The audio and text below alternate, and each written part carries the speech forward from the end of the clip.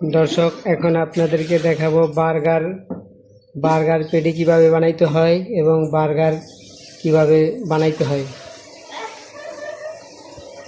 আমি chicken Blender করে নিলাম, তারপরে নিলাম এখানে বাটার, তারপরে লবণ নিলাম, তারপরে মরিচের গুঁড়া,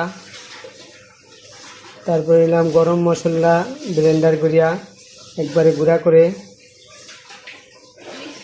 তারপরে আদা বাটা, রসুন বাটা, তারপরে নিলাম পেঁয়াজ কুচি এবং কাঁচা মরিচ এবং ধনিয়া পাতা, তারপরে এখানে আছে সয়া সস, তারপরে আছে ডিম,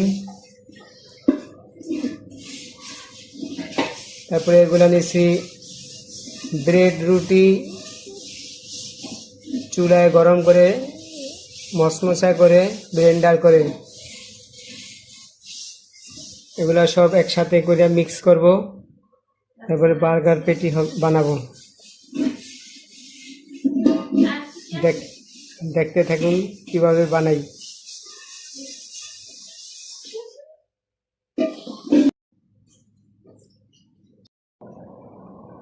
এখন মেয়োনিজ দিয়া বার্গারের সস বানাইলাম।